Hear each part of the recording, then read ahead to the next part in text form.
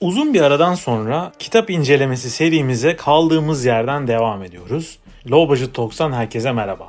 Ben Güneş. Bugün size güzel bir kitap seçtiğimi düşünüyorum. Andrew Wiest'in Birinci Dünya Savaşı tarihi. Bu kitabı özellikle seçtim çünkü tarih köşemizde Birinci Dünya Savaşı'na sıklıkla değiniyoruz. Burada da savaşın bütününü özet olarak bulabileceğiniz, gerçekten özet olarak bulabileceğiniz 330 sayfalık bir metin var. 20 sayfalık bir sonda kaynakça kısmı bulunuyor. Yani 300-310 sayfalık bir kitap bu. Ama doğrudan yazılardan oluşmuyor. Anlattığı şeyi fotoğraflarla, haritalarla ve çizimlerle destekliyor. Gayet güzel fotoğraflar var. Bence konuyla ilgili başlangıç seviyesinde bilgi almak için bir çırpıda okuyabileceğiniz, günlük yaşamın bu süratinde, zamansızlığında okunabilecek ilgi çekici bir kitap bence. Kronik Yayınlarından çıkmış. Bende 3. baskısı var. 2024 baskısı. Çevirmen de tarih konusunda çevirileriyle bildiğimiz Selçuk Uygur, genç bir çevirmen. Andrew Wiest de Birinci Dünya Savaşı tarihi konusunda Güney Mississippi Üniversitesi'nde çalışan bir akademisyen aslında. Bu konuda saygın bir tarihçi diyebiliriz. Evet, yani konusunda başka uzmanlar da olabilir ama bu kitapta bence olabildiğince, yani çünkü batılı kaynaklardan baktığınız zaman karşı tarafı düşmanlaştıran bir anlatım çok görebilirsiniz. Burada o kadar da düşmanlaştıran bir yaklaşım yok bence. O yüzden güzel bir kitap. Olabildiğince tarafsız kalmaya çalışmış, objektif kalmaya çalışmış. Tabii bazı yerlerde anlaşılıyor o batı tandanslı eğitimin getirdiği ve bir taraftan olmanın getirdiği yazıyı etkileyen şeyler, ama o kadar önemli değil çünkü çok fazla yorum yapılabilecek seviyede bir konu derinliğine inmiyor. Bütün savaşı neden başladığından başlayarak, mesela ilk bölüm savaşa giden yol. Yani bu savaş neden başladı? Çünkü nasıl anlatılır? Birinci Dünya Savaşı'nda bir suikast ile savaş başlar, değil mi? Yani aslında onun öyle olmadığını, bunun sadece son darbe olduğunu anlatıyor bize. Nelerin olduğunu, Almanların ne durumda olduğunu, neden bu işe giriştiklerini, hatta Fransızlarla aslında bir ortaklık bile düşünebilecek durumda olduklarını ama iş son raddeye geldiğinde artık yapacak bir şey kalmadığını, Fransızların İngilizlerle antantı kurduğunu sonradan öğrendiklerini falan, hani bunları güzel şekilde çok kısa, hap gibi fotoğraflarla destekleyerek anlatmış. Almanya'nın işte planını anlatıyor. Çok güzel bence orası. Doğrudan Batı'ya taarruz ettiği dönemi, hani Rusya'nın da savaşa gireceğini fark ederek hızlıca Batı'ya bir taarruzla işi bitirmek istiyorlar. Zamana karşı yarışı. Yani burada güzel detay bilgileri kolaylıkla bulabileceğiniz, neyin neden olduğunu basitçe yazdığı, konuyu çok dallanıp budaklandırmadan anlatmak istediği her şeyi çok güzel anlatıyor.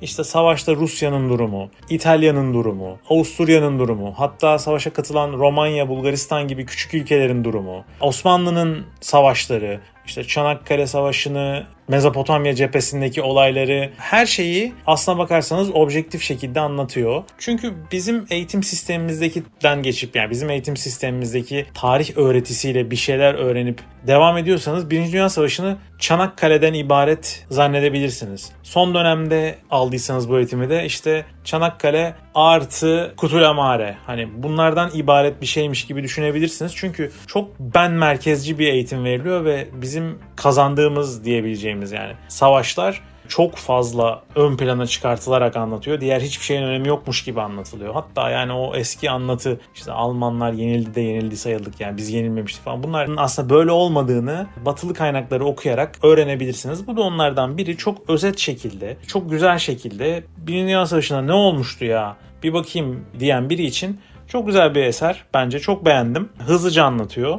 Ya ne olmuştu bir hatırlayayım diyebileceğiniz, arada sırada bakabileceğiniz başlıklardan da ibaret. Doğu cephesini anlatmış mesela. Doğuda Ruslar nasıl toparlandılar? Almanlar karşısında ne pozisyona geldiler? Batı cephesinde neler oldu? İngilizlerin yardımı ne zaman geldi? Amerikalılar olaya neden dahil oldu? Nasıl dahil oldu? İtalyanların Avusturyalılarla mücadelesi nasıl geçti? İtalyanların başarısızlıkları ne? Avusturyalıların başarısızlıkları ne? Romanya gibi, Bulgaristan gibi ülkelerin rolü ne oldu bu savaşta? Bunları çok iyi öğreniyorsunuz. Deniz mücadelesini de anlatıyor. Çok kısa kısa en önemli savaşlarını, denizde hakimiyetin kimden kime geçtiğini, küçük hikayeleri de araya sıkıştırarak anlatıyor. Bir bölümde mesela gökyüzündeki savaşı ayırmış. Teknolojik gelişmelerle uçağın rolünün savaş içerisinde nasıl arttığını, nasıl başladığını, nasıl geliştiğini, teknolojik gelişmelerin nasıl ilerlediğini savaş içinde. Çünkü savaş aslına bakarsanız 5 yıl kadar sürecek. Neredeyse 5 yıl sürüyor.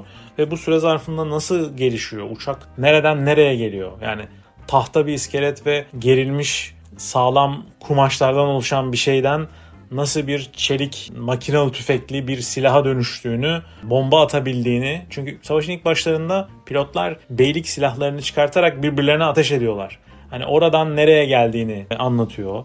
Mesela oraya, o hikayenin içine Kızıl Baron'un hikayesini koyuyor. Birinci Dünya Savaşı'nın Alman tarafındaki en önemli pilotlarından Kızıl Baron'un hikayesini anlatıyor. Çok güzel hikaye. Filmlere konu olmuştur. Uçağını kırmızıya boyamasıyla, Almanların boyadıkları uçaklarıyla Sirk lakabını almasına hava kuvvetlerinin, bunu anlatıyor. Almanların deniz gücünün istediği kadar etkin olamamasına, denizaltılarının daha büyük rol oynamasına, ama denizaltılarının oynadığı bu rolün Amerika'nın savaşa girmek için kullanacağı bahaneye bir neden oluşturmasına. Çünkü Amerika'nın batılı müttefiklere, İngiliz ve Fransızlara sağladığı mühimmat ve gıda desteğini, bir sürü tedarik desteğini kesmeye çalışıyor Almanlar ve denizaltılarla sivil gemileri de vuruyorlar. Bu da Amerika'da büyük tepkiye neden oluyor. En sonunda savaşın son 1-2 yılında Amerikalılar savaşa katılmaya karar veriyorlar. Tarafsız kalacakları sözlerine rağmen. Ama bir bakıyorlar ki çok hazırlıksızlar. Ne doğru düzgün askerleri var, eğitimli. Ne doğru düzgün muharebe tecrübesi olan komutanları var. Bir Pershing var, onun hikayesini anlatıyor. O bile çok büyük hatalar yapıyor. Çok büyük kayıplara neden oluyor. Yani ilk başta kolay bir zafer aldığında heyecanlanıyor ve çok kolaymış deyip çok başarılı olabileceğini düşünüp bir sürü askerin gereksiz yere ölmesine sebep oluyor.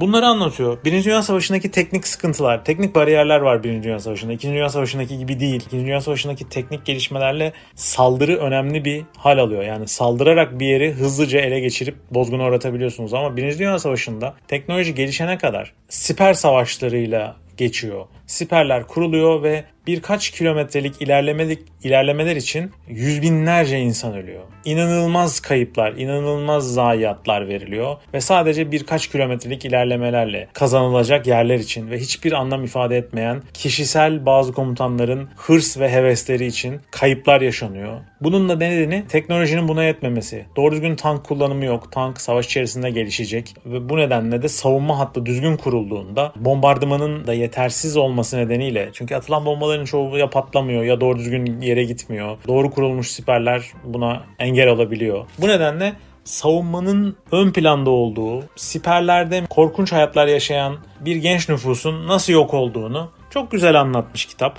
Nedenlerini anlatıyor ve en sonunda da işte son muharebeler, Almanya'nın nasıl çözüldüğü, Rusya'nın nasıl çözüldüğü, bunun siyasi etkileri, yapılan ihtilaller, Almanya'da gerçekleşen ihtilal, Rusya'da gerçekleşen Bolşevik ihtilali, Almanya'nın demokratikleşmesi ve işte hanedanlıkların çöküşü, Avusturya İmparatorluğu'nun aslında bölünmesi ve parçalanması, oradan başka uluslar çıkması, yani ölerek yaşaması Avusturya'nın, Almanların demokrasi denemelerine geçmek zorunda kalması, Bolşevik devrimi, bütün bu hikayeyi çok güzel, hızlıca, çok seri şekilde anlatıyor ve ilgili yerlere ilgili noktalarını koyuyor. İşte Çanakkale Savaşı'na da değiniyor. Osmanlı'nın İngilizlere karşı Arabistanlı Lawrence'ın da etkisiyle Mezopotamya'da kaybettiğimiz toprakları, o savaşlarda gösterdiğimiz çabayı da anlatıyor ve işte aslında orayı böyle kahramanlaştırmaktan ziyade İngilizlerin rahatlıkla aslında Musul ve Kerkük'e kadar nasıl geldiğini, Halep'e kadar nasıl geldiğini hızlıca anlatıyor. Yani değiniyor yani bunlara da. Değinmemezlik etmemiş. Sadece